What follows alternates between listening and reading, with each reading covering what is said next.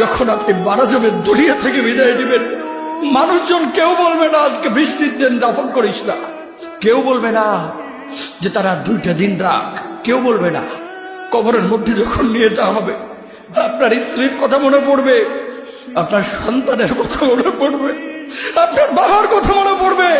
সবচাইতে বেশি কষ্ট আপনাকে যে জিনিসটা দেবে, কি নিয়ে কবরে ঢুকলাম, কেন সুদ খাইছিলাম, কেন ঘুষ খাইছিলাম, কেন কবরের জিন্দেগির জন্য প্রিপারেশন নেই নাই।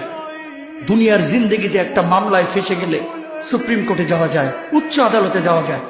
আখিরাতের জিন্দেগিতে কোনো মামলায় ফেসে গেলে পালাবার কোনো আর পথ নাই। চলে যেতে হবে। দালান ঘর, বাড়ি ঘর, টাকা পয়সার জন্য পাগল হয়ে থাকে আমরা, কিন্তু এটা আমার আসল ঘর নয়। যেই গোসলখানাটারে আমি এত সুন্দর করে টাইলস করে ইটালিয়ান ফিটিংস দিয়ে বানালাম, আমার জীবনের শেষ গোসলটা কি ওই গোসলখানায় হবে? কথা বলে, যেখানে লাশ ধোয়ায় ওইখানে আমার গোসল হবে, এগুলো আমরা ভাবতে চাই না। কবরের জীবনটা আসল জীবন। কবর জগতে কোনো রং নাই, কবর জগতে কোনো স্বাদ নাই, কবর জগতে কিচ্ছু নাই, মাটি আর মাটি। হ্যাঁ, যদি আপনি মালিককে খুশি করে যেতে পারেন, অন্ধকারটাও আলোকিত হয়ে যাবে। কষ্ট করে আপনার কবরের চিন্তা আপনি করেন, আমার কবরের চিন্তা আমি করব। আপনি আমাকে বেশি থেকে বেশি উৎসাহ দিতে পারবেন, ভাইয়া কবরটা সাজাইলা, সারা জীবন শান্তিতে থাকতে পারবে। এটা হচ্ছে মুসলমানের নিয়ম। বলেন, কবর প্রতিদিন ডাক দিয়ে বলে আনা বাইতুদ দুধ। প্রত্যেকের কবর প্রত্যেককে ডেকে বলে, ও আল্লাহর বান্দা, জানো আমি পোকামাকড়ের ঘর, পোকামাকড়ের ঘর।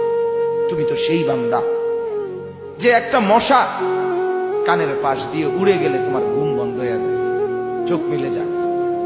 একটা মশার গুনগুন আওয়াজ সহ্য করতে পারো না। একবার কয়েল, একবার অ্যারোসোল, একবার মশারি, এরপরও তুমি চাও যে একটা মশাও যেন আমার কানের কাছে গুনগুন না করে।